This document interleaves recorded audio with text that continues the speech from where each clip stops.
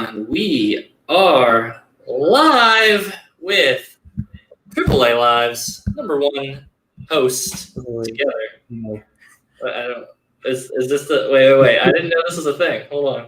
I just came up with it. Welcome to AAA Live, everybody. I'm your host today, Dylan Camacho. Today with me, of course, is the one and the only Natvu in the house, everybody. Good to be with you here today, Dylan. Oh man, I'm mixed about this episode when we get to the competitors corner. Actually, the more I'm talking about it, the more I'm like, oh, it feels like a betrayal. That's right. This is the first Asian competitor we're covering. Yeah, did we cover Chandru before? No, we covered Hannah. That's right. Yeah, Hannah. Man. So all right. So for the very first time, we are covering the weaknesses of an Asian player in the movie Trivia Showdown. We're covering Erwin in Competitors Corner. Make sure to stay tuned for that part of the episode later on in the time. Michael Samblis in there. What's up, buddy? How you doing? Oscar knows what's up. Time to piss people off. Ain't you? You know what?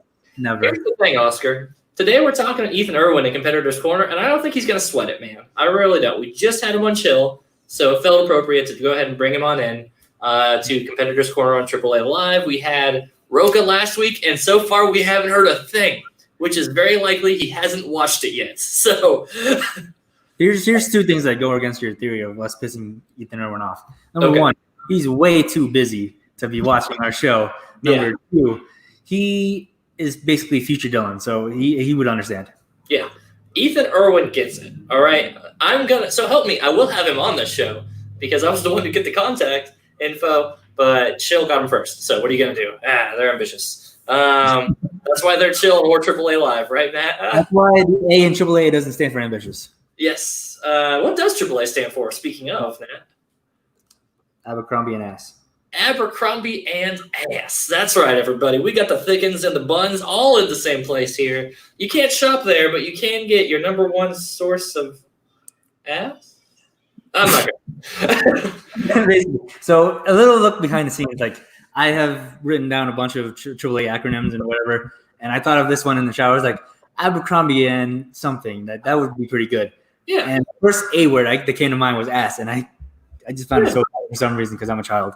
But it always entertains me though too, so I just can't help but to be like, you know what? What is it today? What is it today? So today, AAA Live stands for Abercrombie and Ass.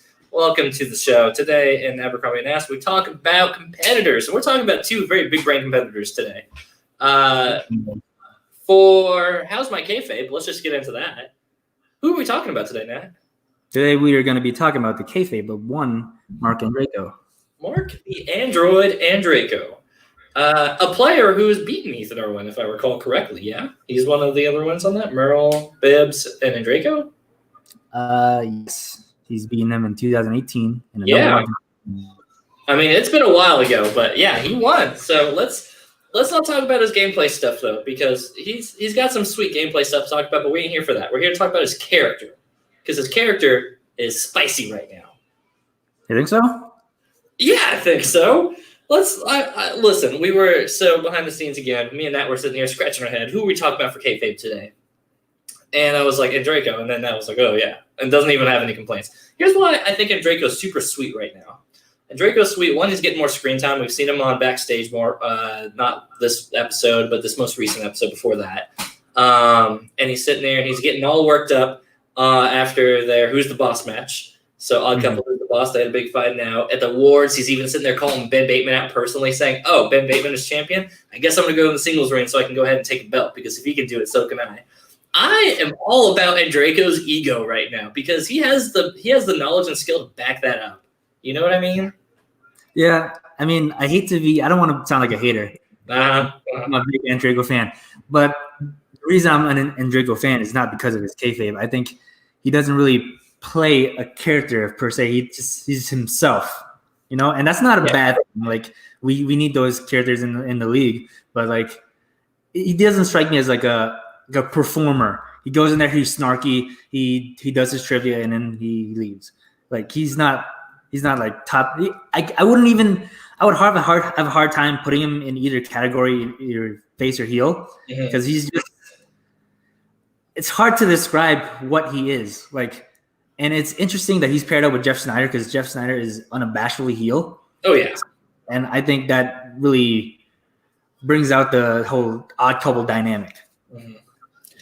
And I'm glad you brought up Snyder's contrast because I think originally Odd Couple is supposed to be very much like, you have Andreyko, who is on paper a solid babyface. Like, if you ask me immediately, my first guess is face. But he makes jabs and remarks kind of a lot like what got Chandru in trouble recently whenever he's supposed to be a face. But, he's just throwing shade at Hannah and anybody that comes his way in the IG, mostly just Hannah. But,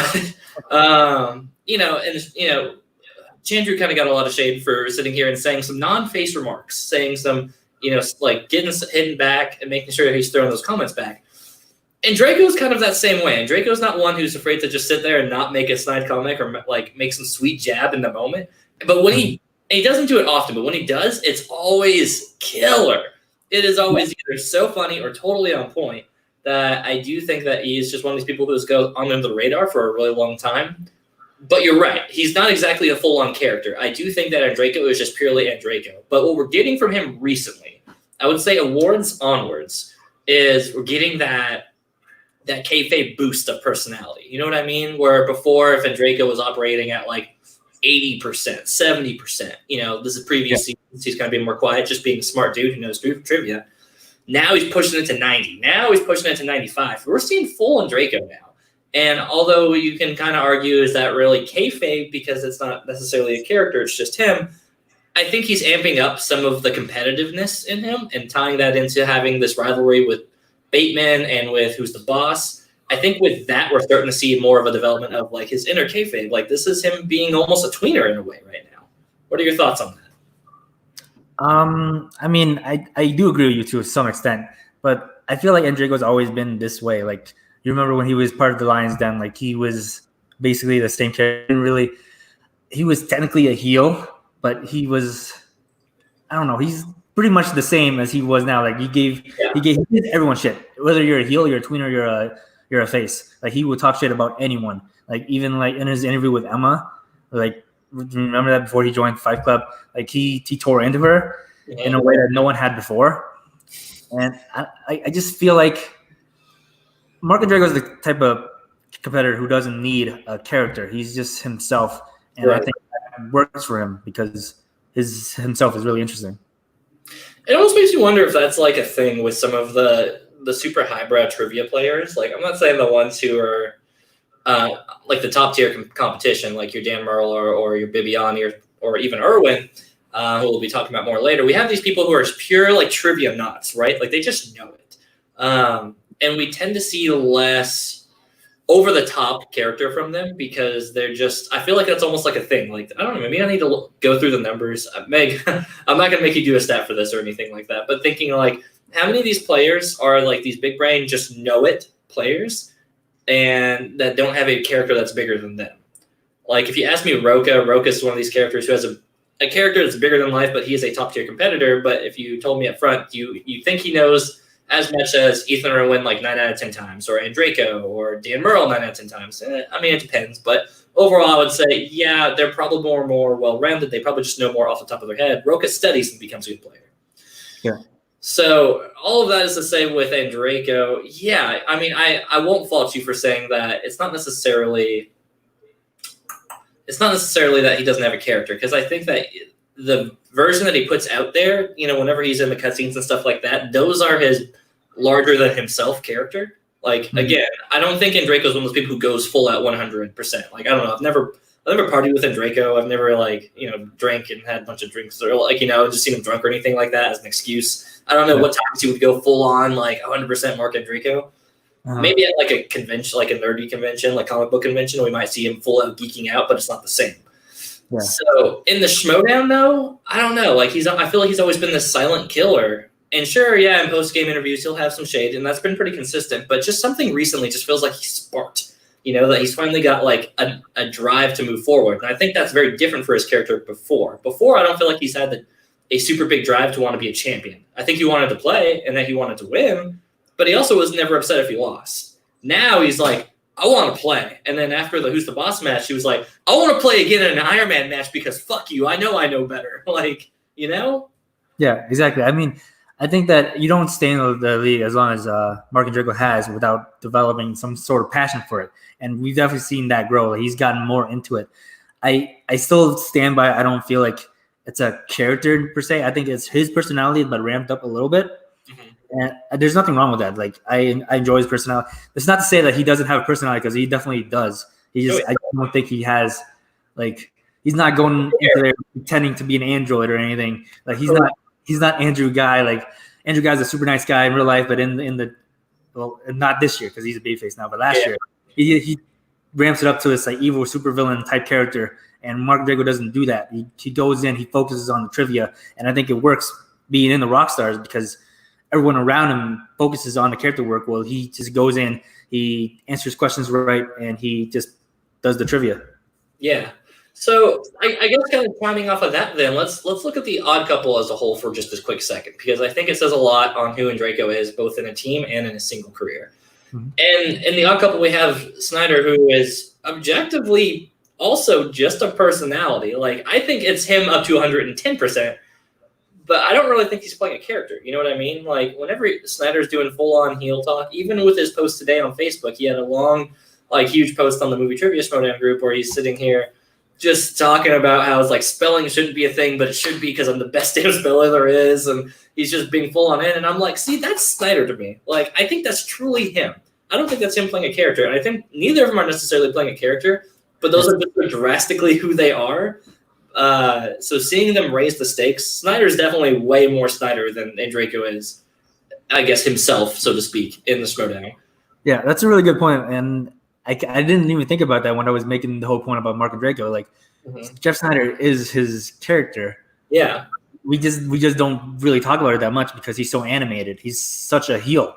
So, I mean, I guess it makes sense that I think it's really interesting that they're paired up together because they're so similar, but they're also so different. Oh, yeah.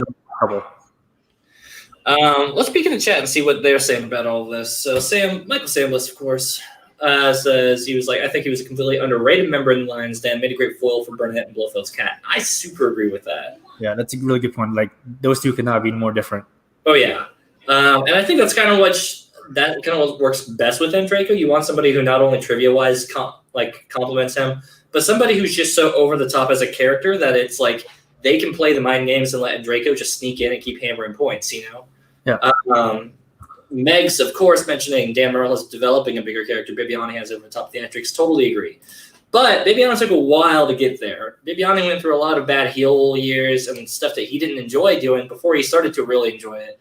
Dan Murrell, of course, recently really been up in his game. Since last season, I think he's really taken it up a whole – like, he's leveled up his kayfabe in a really solid way. I think it kind of happens when you surround yourself with people who are really into kayfabe, like the Horsemen. Oh, yeah. When you if you have Bateman on one side and Roca on the other side, you have to be pumping like your numbers and the kayfabe stuff. Yeah. Plus, Dan Murrell just has like the aura of the GOAT around him, right? You know what I mean? It's this, I am the best player. You have to you can't even argue with that. Like, and I'm not going to argue it because I'm going to let my skills speak for it. When you have that kind of aura and like perception to you, you really have to rock like the Mount Rushmore of like personality there. Mm-hmm. And I think that's kind of where it puts Andreyko in an interesting position in comparison, because you have Andreyko, who's former tag champion. He was one of the people who the first team with him and Snyder to beat the Shire Wolves, who's the boss at Chicago. I was there live for that. What a crazy match that was. Just, Andreyko is this huge, absolute monster of a player in the Schmodown, but it almost doesn't seem like it. And I think so much of that comes from his kayfabe work prior. He wasn't a big character, a big personality, so I think he goes under the radar a whole lot. But as it's amping up, I'm telling you, man, if this wasn't like the season of COVID-19, this would be the season of Andreyko. I really do. I think that we'd be seeing so much more of him, so much more competition and shit talking. I think that he'd be a huge character once he has that time to breathe. But right now, nobody's breathing on each other because we're all wearing masks. So, Bateman, Lon, Guy are all the best examples of characters. Lon, oh my God. We're saving him for a rainy day on kayfabe. I cannot wait to get back on that one again. Can't wait. Oh, man. Truly over-the-top characters. And I'm glad that Andreyko isn't, because I don't think Andreyko would be good as an over-the-top character. I think that he's appropriately measured at this realistic, still relative to him character. Somebody who doesn't go over the top, over the moon, or something like that, because I think that probably wouldn't feel natural to him. I don't think that he would do well with that, kind of how Bibbs wouldn't do well with the heel stuff. I think this is more natural just for him to be like this catty shit talker who all just lands a jab whenever he needs to and then goes back into the game and starts swinging away. Yeah, I mean, everyone can't be over the top. Like, you can't have a whole league full of video Drews and Toms. Like, you need a person like a Dan Murrell or a Mark and Draco to balance it out. Like, you can't have everyone just be all wacky and like, eccentric.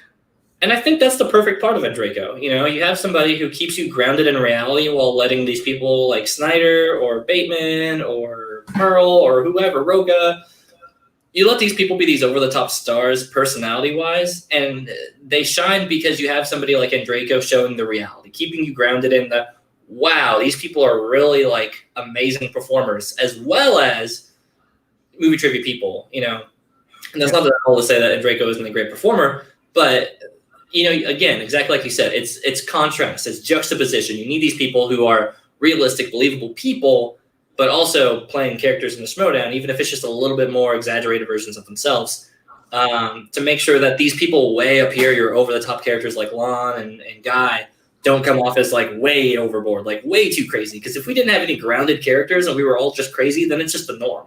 So nobody's great, even because everybody's doing this crazy comical versions of themselves, Yeah, exactly. If everyone's special, then no one's special. Exactly. So yeah, I mean that's Draco in a nutshell. I wanted to bring him in because he's one of these ones who I think goes under the radar, but I think has been really amping it up the more I've been watching him, the more I've been seeing him on backstage. I like what he's putting out there, man. I like the smart, quick-witted people who just drop in, hit it, and then go back to just slaying up work. And I like people who can talk shit and back it up and sit there and just say, all right, go into a match. And I'm like 50-50. I'm like, he could take it or he could not. I mean, it depends. But Mark and Draco, I'd say he's a 50-50 competitor. And I mean that in a good way. Like, you could put him against pretty much anybody of the top echelon of people and say, yeah, he has a fighting chance to win. Yeah, I definitely agree. I feel like in addition to that, like, he can play anyone and have a chance, but he can also play against anyone and match up with them kayfabe-wise. Like, he's like the right in the middle of tweener to me. Like, he's a little bit to the heel side because of his associates, but I feel like he would trash talk anyone. Like, he trash talk Bateman. Bateman's a tweener. And, Yeah, Bateman is tweener trying to be a face right now, and he's just like, I don't give a shit. I was like, I'm tired of this waiting game stuff. I want him in an Iron Man match. Give him that Iron Man match, guys. God, I want that so bad. I think that'd be a sweet match. Honestly, I think Odd Couple has the edge on that one, just with Draco alone. But anyway, unless you got any other closing thoughts, I'm ready to move on from kayfabe, but I want to make the biggest top 10 anime betrayals in this competitor's corner. Let's move on. Right on. All right, so we got Michael and Megs talking about grad school and how Lon is the most realistic character. Yeah, you're not wrong. I've had days where I was academic Lon, and I've had days where I am street rat Ron. Street Lon. There we go. But anyway, without further ado, with all the grad school flashbacks and all that, let's get into Competitor's Corner. If you are just the first time tuning in, Competitor's Corner, we write a study guide. If you are a movie trivia showdown player sitting at home watching all these videos because you got nothing better to do right now, come check out Competitor's Corner. What we do here is we make a study guide. We sit here and say, we're going to make a strategy against a certain player, whoever one we pick, usually somebody hard and top tier because we don't want to make it too easy.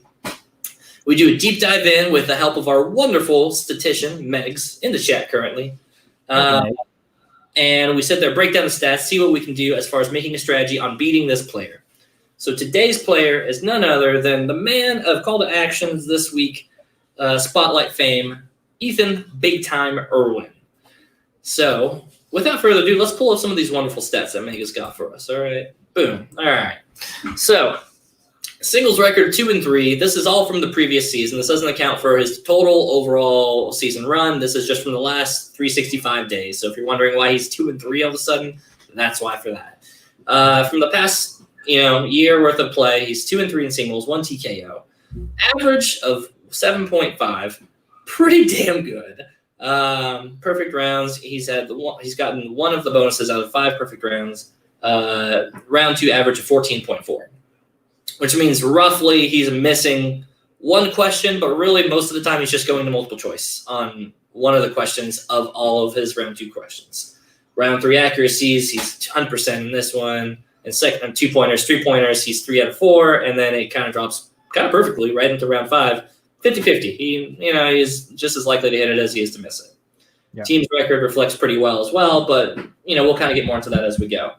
Nat, before we were getting into this, I remember sitting here thinking 2 and 3. What? That doesn't make any sense. There's no way it's 2 and 3, right? We were both scratching our heads on that, and you were like, no, yeah. I mean, he had a rough season this past season. So let's take a look at that because I want to see that. We'll look at Time Machine here shortly. Let's look at his singles run. So it's his singles run. He plays Dan Merle to open the season last year in New York. Yep. Loses the belt to Merle, who runs a perfect game.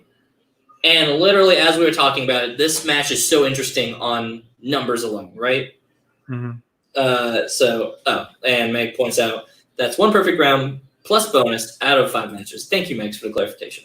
So, against Merle, this is a crazy match to look at on numbers. And this was something I was really, me and you were really locked into, looking at the story the numbers tell. Because if you look, Erwin beats Merle every single round in this match, except for round 1, where Merle went perfect and got the bonus. Could you make it full screen? Yeah, I got you. So let me bump it up, right? Yeah, there we go. Merle gets perfect round and gets a bonus.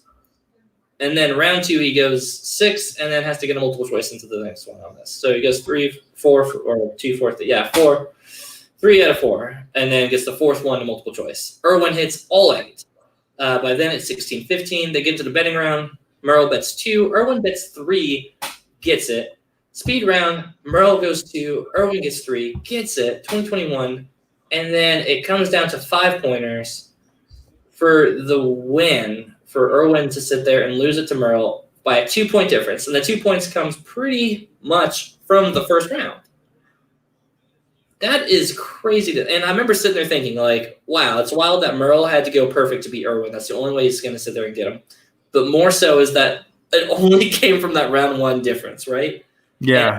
And as we saw before, Erwin, 7.5 average, guys. He's often right. I mean, he got right where he needed to, about average. Usually he sometimes even gets 8, but that's such a crazy close match. And I don't know. Whenever I look back on the numbers on that hung me up all the way.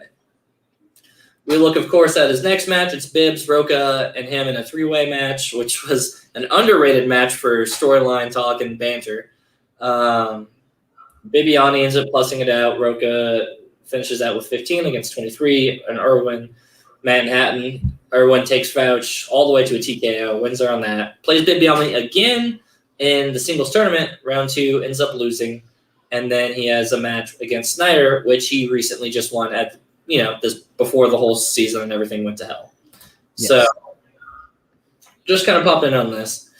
We'll go over into the real meat, I think, of this breakdown is right here. So let's get into this. We'll go ahead and keep this up in the background. But so far, what's our stretch looking in for Ethan Erwin? How do we beat this man? Because so far you just have to go perfect. Or you just have to have 1 or 2 points more in round 1, and it seems like you just are answering your 5 and staying perfect all throughout that middle round too. Yeah, I mean, unless you're Dan Merle, you're gonna have to implement some other type of strategy besides getting a perfect game. I was there for the New York event, and Merle just he just killed it. He didn't get a single question wrong. Right. And I think that his Ethan Erwin's round 2 weaknesses are what you have to look at because they're pretty glaring. Yeah. I think Ethan Erwin has a really good surface-based knowledge. He will do really well in round 1, and depending on the categories in round 3 or round 5, depending on if there's a championship on the line, he will do really well in that too. So what you have to do is look at his weaknesses, and the obvious one before I went to look at the stats was animated because it's pretty well known that he doesn't do well in animated. Right. And looking at here, he has 50% accuracy in both Julia Roberts and movie taglines based on the matches we've looked at. So you got to be aware of that. Maybe Julia Roberts is a gender thing. I don't know. I don't think he has any kids, so he doesn't watch a lot of animated movies. I think that those are the things you have to be aware of. Right. And Michael Samlis, of course, getting all the questions right is generally a pretty reliable strategy. Really don't know why players don't try it more. If they watch this show, they would just know just to start answering questions right, and that's really the true and safest way to win. But when you're looking at the full game picture here, Michael, and I'm glad you point that out, is that sometimes it's not always enough, man. Like it's very picky on where you get your questions right as well. I think we're exactly to Nat's point. We were talking a little bit before strategy-wise, and something we always like to consider is not only do we look at, is round one going to be his slow rounds where he's not going to be as solid. Ethan's nailing 7 on bad days, right? So you're sitting here, you're going to have to be doing almost perfect in round one. Round two is really the only round that you tend to see Erwin have any chance of actually not doing well. This is where he's going to lose the most points 9 out of 10 times in a match. Which is crazy because even going back into his round 2 percentages, his round 2 percentage is 14.4. He's often still nailing multiple choice or going down to, he's still getting points there, but he's definitely losing it on the multiple choice options right here. So looking at these category weaknesses in round 2, this right here is what you need to be looking at to beat Erwin, I truly think. Other than just playing perfect out of your mind, you really want to saddle him up with something that he's not good with. Animated, Julia Roberts, movie taglines. This is one of those ones that I think is by nature just already a hard category, so that doesn't surprise me. Fantasy sci-fi kind of does, but I mean, even then, it's a weakness, and we say that with big parentheses around it because it's 85% of the time he's still getting a question of that correct. Right. Drama kind of in that same category, but animated Julia Roberts, those are pretty big glaring weaknesses, and for whatever reason, I feel like he gets that category a lot. Like, is that just me? Do I feel like he gets like a female lead actress like category? I feel like he's get that in like ScarJo or something like that. Jodie Foster versus Dan Merle, I think. Yeah, so you have these matches where he just gets saddled with bad rounds. No, you're right, because like when he played Clark Wolf, he got Drew Barrymore. Yeah. Jodie Foster played Jeff Snyder, he got Julia Roberts. So it happens a lot to him for some reason. That's wild to think about. So he's often getting like just these female lead ones, which again, I don't often try to play the gender card because I don't think that that's always a good way to say. And I can't speak if this is why he's missing questions in here. Yeah. Or just generally just didn't watch the movie. But, if you think back on these are movies that came out early 90s. Julia Roberts has a wide category, so that's one of those hard ones where maybe you just didn't watch these at the time. I know for me, if you gave me rom-coms or something like that, I would probably do terrible just because I'm like, I didn't have a girl that I was dating that said, I love rom-coms, let's go watch all of these. So there was no reason for me to ever go watch them. So that I hate to say that gender thing plays a part, but it does sometimes. I think it really does. So you're looking at these categories. These are going to be the crux of his weaknesses. So you go into round three. Yeah, he's probably not. He's 50-50 on getting to 5, but so I really think you just want to have that edge going into round 3 and take a breather, knowing that, all right, if you go and you nail your 5-pointer, that you're just as likely to win as you are to lose that point. And that seems like one of those redundant statements, but that's AAA Live in a nutshell for you, is that if Erwin is just as often missing as he is getting his 5-pointers. So if you're head on the 5, you have a pretty big chip on your shoulder, I think, Yeah, and that also speaks to my theory that he's really good at surface level questions and not like deep cuts, because the 5-pointers they get deep. So right. That's a huge hole in his game. Mm-hmm. Yeah, and I think that glaring weakness is the thing that has stopped him from going on a super hot run again recently. I feel like we hear time and time again in the Spear that Erwin is one of these people who just doesn't study. He knows what he knows. He goes in and just clobbers it. If you want to know more about Erwin, you can make sure to go check out Chill to Action. We had an episode with him just earlier this week. Make sure to go tune that in for more insight into Ethan Erwin. You might even get some more study guide tips from that. Good stuff. But, he's one of these people who just knows what he knows, man. Like, he goes in, clobbers it, calls it a day. And if you don't know more than Ethan, then you're likely going to lose. But that's not to say that there's not some good playing you can't do against him, right? Sure, round 2 is the biggest one that we can really find objectively where he has anything that we can call a weakness. Round 3, he suffers on 5s. But otherwise, he's pulling 7 points almost every time in round 1, if not a perfect round. And, yeah, I mean, he's one of these players that another thing we always consider is Is kayfabe an effective strategy against him? Can you play mind games with him or anything like that? And you cannot do that with Ethan Erwin. Good luck. If you've seen his match against Jeff Snyder recently, didn't phase him a bit. That man does not sweat under any any pressure, any mind games, any of that. He's just not playing it. Why do you think that is? Is it just that he's just a big star movie producer guy? He's just like, I don't care. I think he's just used to all these Hollywood types. Like he's used to all the shit talk and everything. Like if Jeff Snyder doesn't phase you, then no one will. Yeah. And Jeff Snyder, criminally underrated as a heel, debatably like the second best heel of all time next to Guy. I'd have to think hard on it, but in my first thought, I'm like, yeah, I'd give him second or third. He's in top 3. I think Snyder's a top 3 heel. Yeah, I need to think about it more, but I can't really argue that point right now. Yeah, we're not going to deep dive into that, but at least a top 3 heel, and one of the best when it comes to trying to truly mess with people's minds. He is great as far as getting people flustered in a match. And I'm telling you guys, Erwin didn't even sweat a little bit in any of the mind game stuff. The only times you ever catch any perspiration from Ethan Erwin in a match is because he just was probably hot underneath the lights. And overall, he knows what he knows and he knows what he doesn't. And he's not going to sit here and play the game and say, "Oh, well, let's do a repeat again." And he's not the type to drag it out. Which I think is also, strangely enough, one of his weaknesses in the game. I think that if you wanted to bring that level of competition in, that could give him an edge on some of these matchups that he maybe just needs at that top tier level. If Erwin played a little bit more of the kayfabe stuff, maybe did some jabs or something like that, maybe that might be that difference where it just makes his opponent miss that 1 point and then he wins. But really, I don't think he's ever had the need to do it. We've seen Erwin just come in and in his rookie season come out and be a champion, just crushed everybody. So. Yeah, we looked at his stats for the past year, and he was 2-3. But overall, he's 9-4. He's a former champion. He's really good at trivia.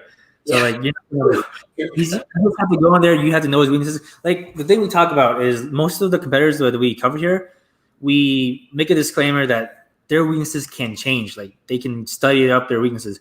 I don't think you really have to worry about that with Ethan Erwin because he doesn't study. He knows what he knows. He goes in and he answers his questions. Yeah. So I think you have to consider his round 2 weaknesses are very important because they stay pretty consistent. Mm-hmm. Yeah, I think that the 2 main weaknesses that you take away from this big analysis of Ethan Erwin, firstly, you just look at his round 2 weaknesses. Go ahead and bring it on the screen one more time just to flex for Meg's wonderful stats. Look at those beautiful things. God, so glad she does that for us. So, yeah, really, you have 2 points of beating Ethan Erwin. You just outright know more trivia than him, which is unlikely, unless you're one of 5 or 6 other players in the league. Really, maybe only 2 or 3. I would say Bibbs, Merle are the ones who consistently tend to beat him. Yeah. And Draco pulls the win every now and again. Let's not sleep on Draco, as we mentioned earlier. But yeah, you're either just one of these people who just knows better or knows more, or you know his weaknesses. You got to know this stuff, though. You really do. You got to know that he doesn't know the deep cuts and he doesn't know animated. That he's kind of rough on Julia Roberts. Dramas and fantasy sci-fi, yeah, objectively they're weaknesses because, sure, they're not his best categories is how I would exactly rate these 2. But you get into movie taglines as well, which is just traditionally a really rough category. He's one of these guys. He's going to sweat in this one. And because he's said time and time again that, I'm not a dude who studies. Yeah. This is important stuff to know. He's one of these exact people that you need to know this stuff because that is the best edge you're going to get against Ethan Erwin in a match. Yeah, I think it's interesting the people that he has trouble with, your Dan Murrow's or Bibiani's, they're not the type of people who try to get in your head. And it's worked for them. They just go in, they know what they know, and they just beat him. So I think really kayfabe is pointless against Ethan Erwin. Oh yeah. If anything, I hope that Ethan comes across from gets on a big run, decides I want to take a big run at it, and I want him to go in and become a studier because that's just going to make him the scariest stand man in the league, impervious to kayfabe, one of the smartest dudes in the league before studying. Yeah. You have those anime characters I think about who are ridiculously strong already, and they have they go away for a little bit of train and then they just come back and destroy everybody. That's Ethan Erwin to me. He's waiting to be this up and coming protagonist that's just going to take over the whole league again. He has that potential at any given point. But I get it. He's a busy producer. He's a movie he's this movie dude. He's big time Ethan Erwin. So I'm not going to fault the guy for not just committing, 2 to 3 months of studying to go be a champion and do a champ run like Bateman did or something. Yeah, he's definitely no Bateman. He's definitely like a character like Superman or Achilles, where Superman has his kryptonite, Achilles has his heel. He has basically virtually invincible, except for his glaring weaknesses, which you can exploit. Yeah, 100%. Oh, which makes me just really want a Bateman or Erwin match really bad. I really want that match. Yeah. I think that'd be fun. But anyway, that's more or less our wrap up with it. He's kayfabe impervious. You take him in round 2, you get those weaknesses, and you make sure to keep an eye on any of the questions where he gets deep cuts, because that's where he tends to suffer. Round 5, if you're ahead and you got your 5-pointer, you can take a deep breath of relaxation, saying, I've probably got this. It's at least at a coin flip level. It's not like, oh, he's going to get his 2. Oh, he's definitely going to get his 3. He's probably not going to get his 5. I don't know. 5s kill Ethan Erwin as much as round 2 does. So,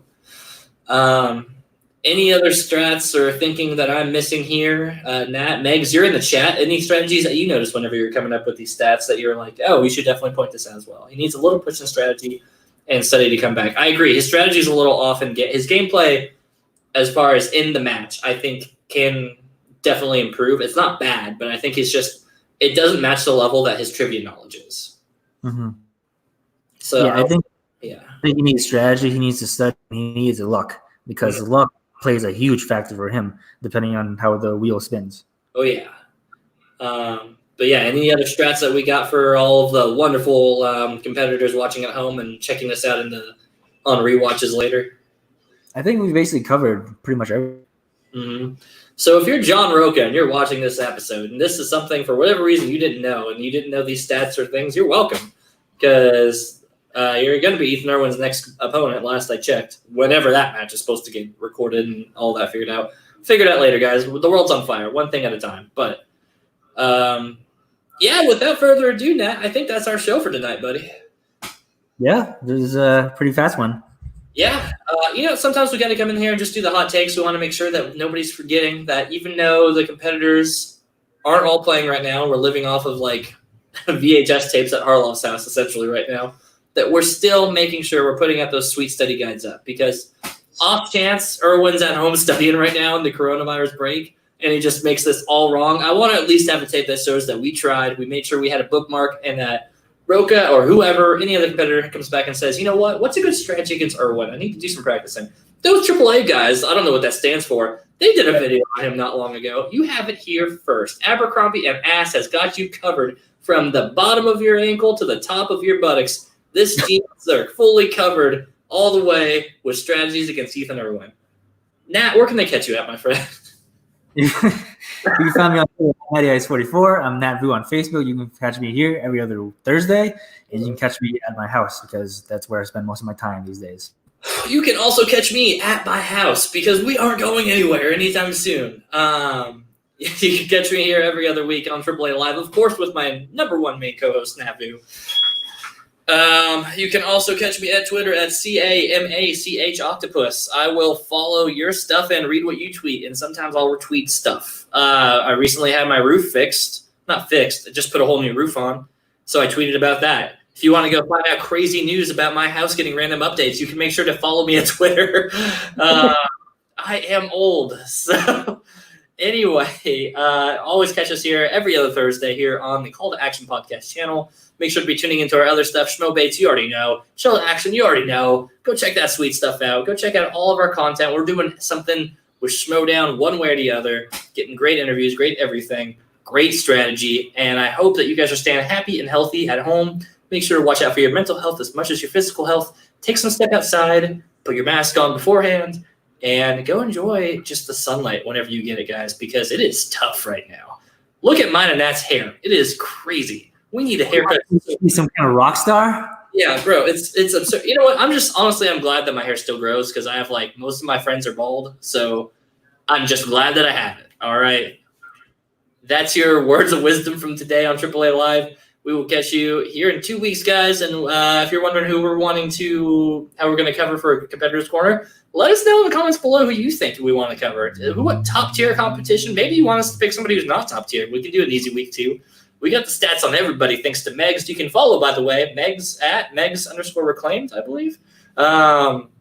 She's the wonderful statistician. Always a shout out to her. She's the one putting all the hard work into it. We just regurgitate it all for the fans.